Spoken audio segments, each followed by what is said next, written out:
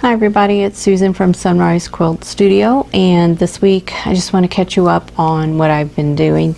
I don't have a long arm video for you today. In fact, I don't even have a quilt on the machine at the moment, but hopefully I will by next week.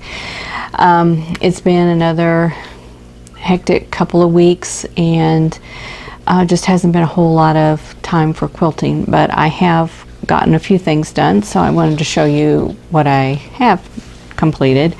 Told you I'm doing Lori Holt Sew by Row Sew Along, and this month was irons. So there are the irons here. Got a green and a blue, red, yellow, and pink iron. I think they're cute. Now I still need to do the embroidery work on them. There's you know, this is the plug-in to the wall, so it needs a cord embroidered on it, so I need to do that yet. But I got them all sewn up and sewn together, so that row is ready to put in the quilt when I get to that point. So I'm going to set that aside. Another thing I did was I had some scraps left over from previous blocks, so I put them all together and made this. This is a Jackson Star pattern, so let me scoot back so you can get that all in there. Here we go. Okay, so I think that turned out pretty cute. It's real scrappy. I kind of matched colors up a little bit. Like right here is all fabrics have red in it. You know, this one's mainly like a taupe color, but it has red in it. And I've got greens and teals and yellows with orange, blues with teals, pinks with other pink and yellows. So I just kind of, for each star point here, like that, I kind of matched, kind of coordinated the colors. I didn't match them, I kind of coordinated them. So I think this will make a nice block for a quilt, or maybe a pillow or tote bag cover or something like that. So I did sew that together.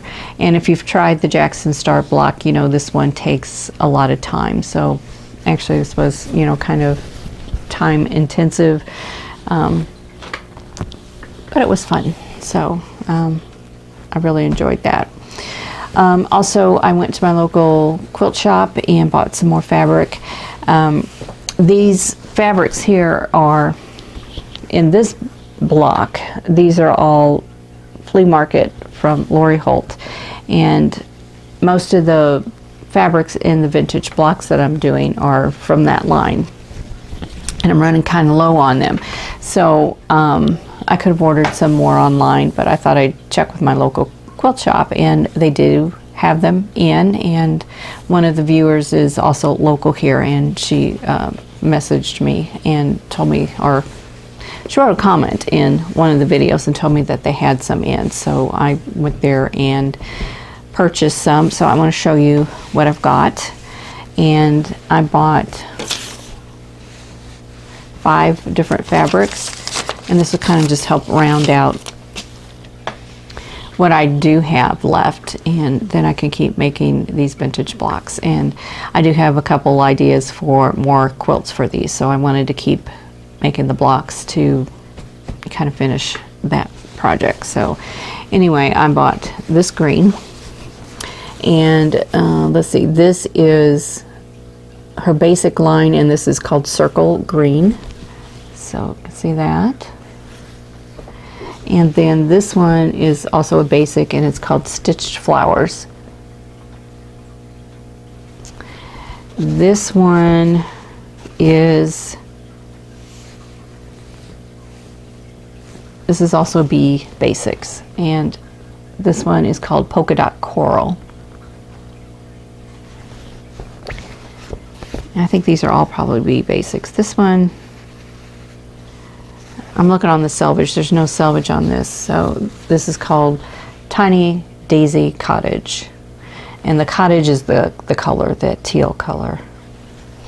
And then this is Stitch Circle Pewter. So it kind of looks like, I'm going to get real close, looks like stitches in a circle. And this one, yeah, this one does have a selvage. This is, let me open it up enough so I can see it. Yep, this is a Bead Basics background. So I only bought a yard of each, including this background. The plan, I know I'm going to need more background. You know, that's kind of a given. But my plan is to buy more backgrounds with different colors in it or different prints, and kind of mix and match within the quilt. So after I get this used, either used up, or after I use some of this, I'll probably run back and try a couple of different backgrounds. So I just kind of hit my budget for the day for that. So I decided to just stop there and then wait until next payday and buy more fabric. So I'll be back and get more of those. Okay, now the Vintage Block quilt that I'm working on. Let me adjust the camera and I'll show you where I am on that. Okay, you can see some of the quilt here. I have this pinned up on my design wall, and I have all 5 rows sewn together, and you can see the sashing in between each of the blocks. And that is a Riley Blake confetti solid, and the color is aqua. And I want to use that between the blocks and between the rows, and it'll be the inner border. And in the outer border, I'm going to use a floral. I think this is looking really good. Let me go up a little bit higher. Now up here, everything's in shadow up there because my ceiling light, I have an LED, kind of a garage light. It casts a really big shadow up there. But anyway, you can see how I have things lined up.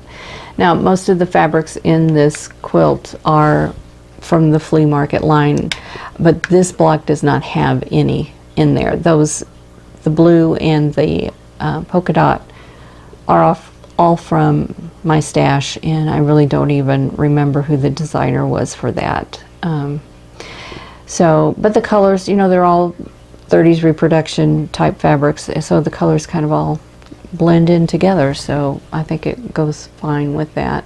And then there's a couple of other blocks that I have in the quilt, excuse me, there we go, that have different fabrics in it. Now behind this butterfly, I have 2 rows stacked on top of each other because I have this electrical plug down here, and so I don't want anything covering that because I don't want to create a fire hazard. So at the moment they are pinned on top of each other, but the block underneath that is not made with flea market fabric either, so it's made with different fabrics. One thing I wanted to point out is this is a mix of 12-inch blocks, like this row here, and the row above it is 16-inch. So 16-inch and 12-inch blocks are in this quilt, and I think it works. Now the sashing between the blocks are different sizes. There's 3 inches between the rows, between the 16-inch blocks, and then there's 2 inches between the 12-inch blocks. So that way they come out to the same length. I could have put 2 inches between them and then put a 1-inch sashing on the outside, but I wanted to try this to see how this looked. So that is my plan for that. So let me adjust the camera again and I'll show you the outer border fabric that I'm using. Okay, here is the outer border fabric. So it's this yellow and teal floral print, which I think is really pretty. I'm hoping this looks good. There's a lot of yellow in these blocks. There's a touch of yellow in almost every block, not every one, but quite a few of them. So I wanted to do something that in that outer border that would kind of go along with the blocks. And since I was using the teal solid, I wanted a floral outer border. So this outer border will be 6 inches wide, and I think it'll look good. So got to get busy on that. I do have the sashings between the rows cut out and the outer border, so, or the inner border, the sides of the rows is what I'm trying to say. I haven't cut the outer borders yet. I want to wait until I get those sashing strips in, and then remeasure to make sure I cut everything the correct size. So it's looking, I'm looking at the board here. That's what I'm looking at is my design wall here. So it's looking good, and I'm really pleased with it. So hopefully I can get that done this week.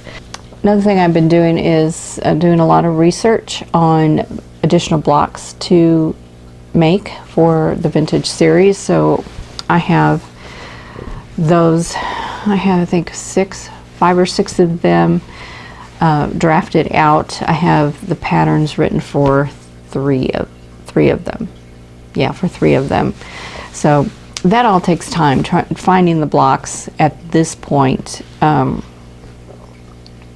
and then drafting them out takes time, and then of course writing the pattern also takes time. So since I've done quite a few of them so far, because some of them I did last year in the Stash Buster series, and this year, you know, I'm focusing mostly on vintage blocks, so blocks that are from 1930s, 40s, and older is what I'm looking at. So I'm trying to find all the blocks that fit into that category and that aren't too complex. So I'm not looking at advanced level blocks. So I'm trying to avoid that so that it's more appealing to more people. So, you know, if I stuck with just advanced level blocks, there'd be probably a lot of people that wouldn't want to try them. So, so I'm trying to stay within the beginner to the intermediate level so that they're more appealing to more people. So anyway, and then I'm working on the Christmas quilt for this year, and I've got those patterns drafted, and I have to work on the instructions now. So I'm working on that, and then I have to test them to make sure that I've got everything correct, because I don't want to post those and then have wrong measurements in them. So I have to do samples of those first before making the final pattern and posting it up. So that should be done in time for the Christmas season. And it'll be it'll still be a pattern that should be appealing to anybody who does not celebrate Christmas. So if you don't celebrate Christmas and you're not into the red and green colors, you know, you can make this quilt with whatever colors you want, and it'll still be a pretty quilt. So I hope you will join me for that. And I think that's about it. So it's just been a week where things have been hectic. There's been a lot going on outside my quilting life. So I'm trying to keep up with quilting, and keeping up with life sometimes is difficult. And it's just been one of those weeks. Actually, the last 2 weeks have been like that. So I'm a little bit behind, but hopefully I'll get caught up this week. So anyway, I hope you enjoyed seeing what I've been working on and seeing where I am on the vintage block quilt. And there will be more quilts coming up that'll use these blocks, because I still have several that I haven't used yet. So I'm going to put them in different settings, and we'll show you those as I get to them. So anyway, if you like this video, please click that like button. Don't forget to subscribe if you haven't already, and click that notification bell so you'll be notified when the next video comes up. And in the meantime, I hope you're all staying safe and healthy, and I'll see you in the next video. Thanks for watching. For more quilting ideas, click on the video links. And to keep up with my latest projects, click on the subscribe button. I hope to see you again soon.